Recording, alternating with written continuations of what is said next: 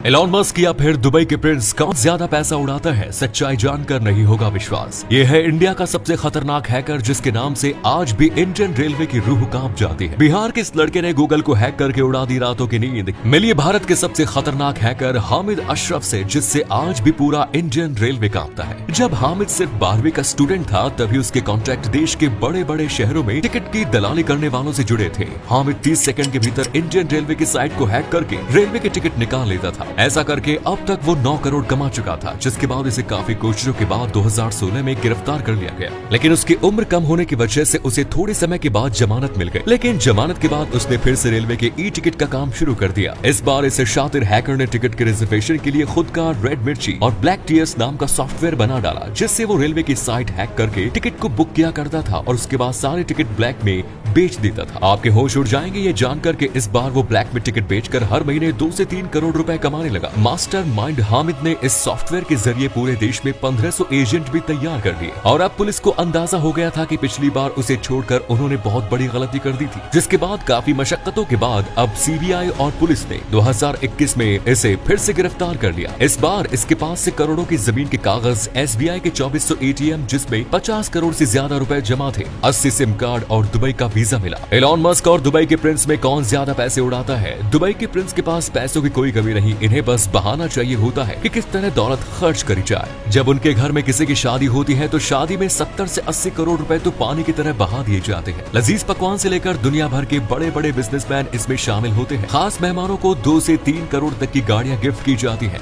इनके यहाँ 7 दिन तक शादी का जश्न चलता ही रहता है और सभी मेहमानों को सोने की अंगूठी भी दी जाती है। दुबई के प्रिंस को बाज बहुत पसंद है और इसे छोड़कर वो कहीं नहीं जाते। अब चाहे दुबई से बाहर जाने की बात ही क्यों न हो, आप जानकर हैरान हो जाएंगे कि लाखों रुपए तो वो अपने बाज पर ही खर्च कर देते हैं। एक बार तो प्रिंस दूसरे देश में जा रहे थे तो वो अपने साथ प्लेन में 80 बाज लेकर गए थे और उन्होंने पूरा का पूरा प्लेन ही इन बाजों के लिए बुक कर दिया। प्रिंस की गाड़ी से लेकर मोबाइल सब सोने से बना होता है। गाड़ियों में करोड़ों की Rolls Royce, Phantom, Mercedes, Lamborghini जो पहले से ही इतनी ज्यादा महंगी है, इन्हें और ज्यादा महंगा और दिलकश दिखाने के लिए वो इन गाड़ियों पर सोने की परत चढ़वा लेते हैं। यहाँ तक कि वो टॉयलेट सीट तक सोने की बनवा कर यूज करते हैं। प्रिंस को अरबी घोड़े भी बहुत पसंद है। अब घोड़ों की रेस होती है तब इन घोड़ों पर करोड़ों रुपए लगाए जाते हैं। अगर एलॉन मस्क की बात करें तो वो चाहे तो एक आलीशान जिंदगी जी सकते हैं, लेकिन वो अपना ज्यादातर पैसा चैरिटी में या फिर इन्वेस्ट कर देते हैं। 2015 में उन्होंने अपनी ही चैरिटी कंपनी मस्क फाउंडेशन को $255 मिलियन डोनेट कर दिए थे। हाल ही में उन्होंने ट्विटर को $44 बिलियन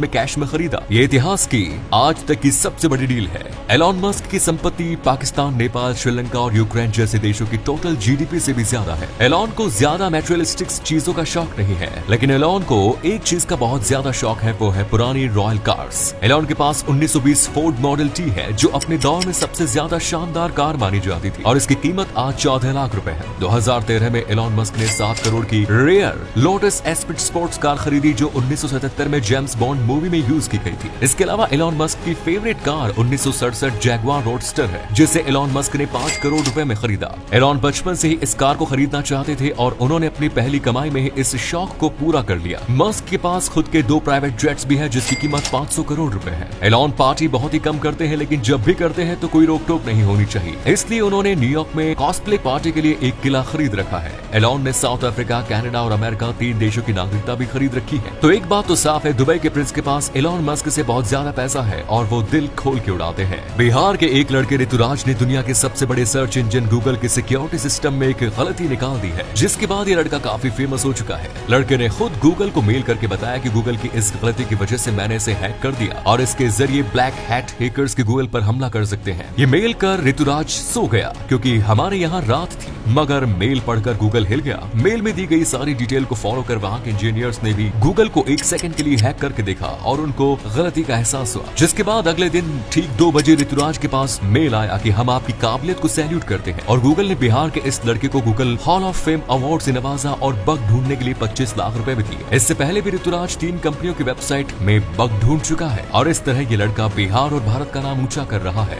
दुनिया की पहली इंसानों को तरह दिखने वाली एआई रोबोट सोफिया से जब पूछा गया कि क्या तुम इंसानों को खत्म करना चाहती हो तो उसने कहा हाँ, मैं इंसानों को खत्म करना चाहती हूँ। ये कोई पहली बार नहीं था जब एआई रोबोट्स ने इंसानों को मारने की धमकी दी। इससे पहले यूएस के एक आदमी ने सोशल मीडिया में बताया था कि वो कल रात को सो रहा था, तभी एलेक्सा ने ने जोर से हंसते हुए कहा कि ये अच्छा मौका है, आज रात क्यों न तुम्हें मार दिया जाए। जिसके बाद वो बहुत ज्यादा डर गया। फ्यूचर में अगर किसी हाईटेक आर्टिफिशियल इंटेलिजेंस को इंसानों की हिस्ट्री के बारे में पता चल गया कि कैसे हम इंसानों ने ये इंसानियत बनाई और आज इस पृथ्वी पर राज कर रहे हैं, तो हो सकता है फिर मशीन्स इंसानों को खत्म करके खुद पृथ्वी पर राज करना चाहे, क्योंकि दो इंटेलिजेंट प्रजातियां कभी भी एक साथ शांति से नहीं रह सकती। स्टीफन हॉकिंग ने दुनिया को चेतावनी दी थी कि एक दिन ऐसा आएगा जब पूरी दुनिया से रोबोट्स इंसानों की जगह ले लेंगे और एआई टेक्नोलॉजी या तो अर्थ में बदल जाएगी या फिर बर्बादी। ह्यूमंस के पास ब्रेन है जो सोच सकता है और डिसीजन ले सकता है, लेकिन क्योंकि एआई मशीन्स हर 18 महीने में अपनी प्रोसेसिंग स्पीड और मेमोरी की क्षमता को दोगुना कर सकती है, तो नतीजा ये होगा कि वो अगले 80 से 90 सालों में वो ह्यूमन इंटेलिजेंस को पीछे छोड़ देंगे। हैरानी की बात तो यह है कि फिलिप के डिक एक एआई रोबोट है जिसने एक इंटरव्यू में कहा था कि इंसान मशीन को अपना गुलाम मानते हैं, इसलिए फ्यूचर में वो इंसानों को अपने ह्यूमन जू में कैद करके रखेगा। शायद इससे पहले कि बहुत देर हो जाए, इंसानों को एआई मशीन्स बनानी बंद कर देनी चाहिए।